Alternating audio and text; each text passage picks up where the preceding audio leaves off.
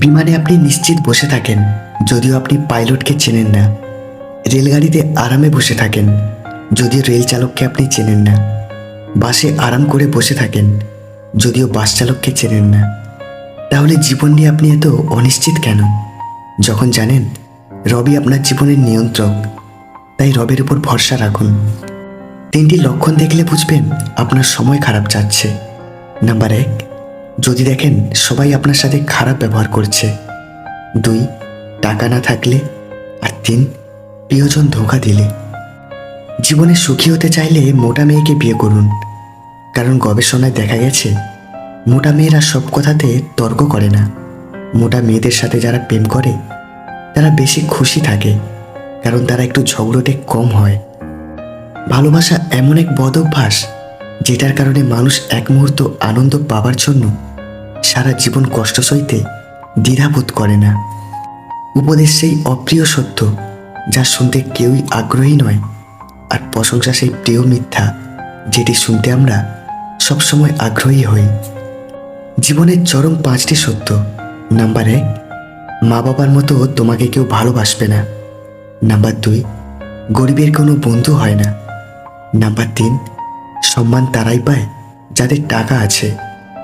Number 4, মানুষ মন দেখে নয়, সুন্দর রূপ দেখে ভালোবাসে। আর নাম্বার 5, আপনজনগুলোর থেকে পৃথিবীতে বড় শত্রু কেউ হয় না। কারো সমালোচনা করার আগে নিজেকে জিজ্ঞেস করো তুমি তার যোগ্য কিনা। যদি অনেকদিন পর হঠাৎ কেউ মেসেজ দিয়ে বলে কেমন আছিস, তাহলে বুঝে নেবেন এর পরের লাইনটা হবে একটা হেল্প করতে পারবি। চোখ বন্ধ করে বিশ্বাস করা তো দূরের কথা, বর্তমানে চোখ খোলা রেখেও কোনো মানুষকে বিশ্বাস করা যায় না। বিশ্বাসে অন্ধ হতে নেই, কারণ যেখানে বিশ্বাস আছে সেখানে বিশ্বাসঘাতকও আছে। গলা দিয়ে আওয়াজ বেরোলেই যেমন কেউ গায়ক হয় না, তেমনি কারো দোষ বের করতে পারলেই তা যথার্থ হয়ে যায় না। কিছু মানুষের কাছে কখনোই ভালো হওয়া যায় না। নিজের রক্ত দিলেও বলবে রক্তে নুন কম ছিল।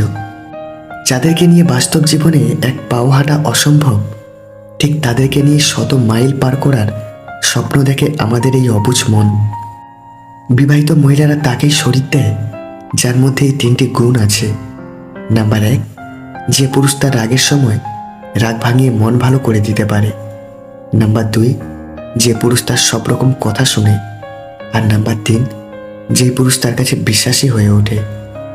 একটা ভাঙা হৃদয়ের যন্ত্রণা আরেক ভাঙা হৃদয় ছাড়া আর কেউ বোঝে না। দূর থেকে বোঝাও সম্ভব না। এই যন্ত্রণা নিজে না পেলে কেউ বুঝবে না। কেউ খালি পেটে দেশের পতাকা বিক্রি করছে, আর কেউ ভরা পেটে দেশ বিক্রি করছে।